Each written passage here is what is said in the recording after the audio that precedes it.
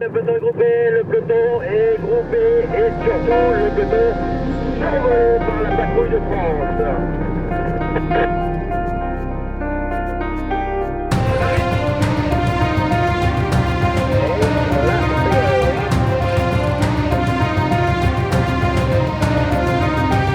C'est toujours spécial de finir à Paris, c'est toujours spécial parce que c'est 3 semaines de pression. Et quand on arrive à Paris, à chaque fois, les Champs-Élysées font oublier tout ça et on finit toujours en apothéose.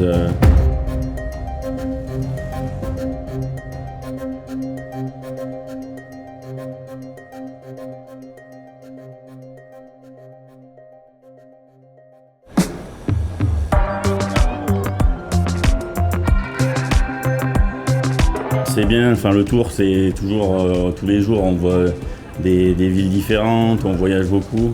Par contre après il y a tout ce qui se voit pas forcément, c'est la partie stress d'être au sein de la course, où on a quand même une exigence au niveau de on n'a pas forcément beaucoup de dépannage à faire, mais si on doit intervenir, il faut être hyper compétent. Quand on part pour 3 semaines, on trouve toujours que c'est très long, mais quand ça se termine, quand on arrive à Paris, en fait, on aimerait bien continuer, on n'a pas envie que ça se termine.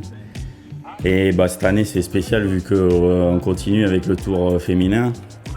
Donc pour moi après ça reste, c'est une nouvelle course qui démarre. Après par rapport entre les hommes et les femmes, c'est la même chose, c'est la même course, c'est le même boulot.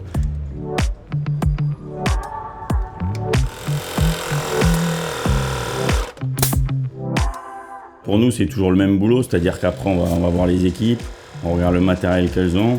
Et après, que ce soit la plus grosse course au monde ou que ce soit une autre course, on prépare de la même manière, les vélos, les roues, tout ce qu'on doit faire, on prépare la course de la même manière. Donc après, que ce soit pareil, là, les hommes ou les femmes, c'est le même matériel qui est utilisé. C'est juste aller voir la différence entre les groupes, entre le matériel de certaines équipes. Mais après, pour nous, le job est le même, qu'on change une roue à Pogačar, à Vingegaard ou à Van Vleuten, le travail doit se faire de la même manière.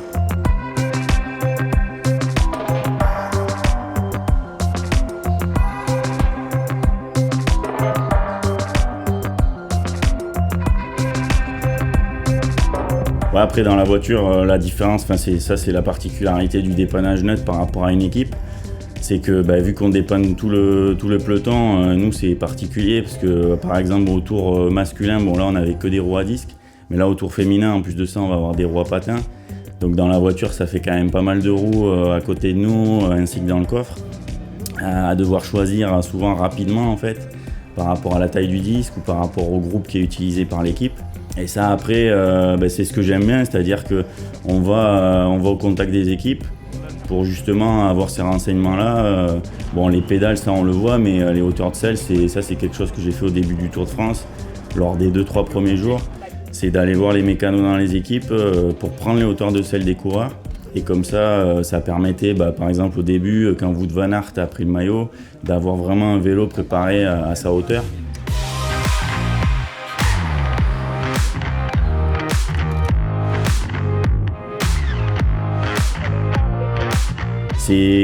Au final, c'est plus facile, c'est plus agréable.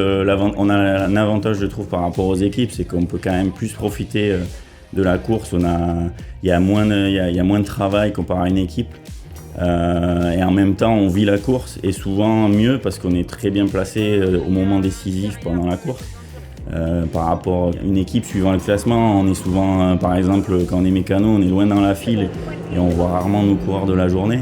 Alors que le dépannage neutre, dans les gros moments, que ce soit en montagne ou lors d'une étape à bordure, on est vraiment dans l'action, au cœur de l'action. Ouais. Donc moi, ça fait maintenant 5 ans que je fais ça, dont 2 chez Shimano. C'est une fois qu'on y est habitué, moi je trouve que c'est assez simple une fois qu'on connaît les équipes et tout ça, parce qu'il n'y a pas de modification au niveau des réglages des vélos, etc. Et en même temps, on vit quand même la course et on fait les plus belles épreuves du calendrier français ou mondial. Ouais.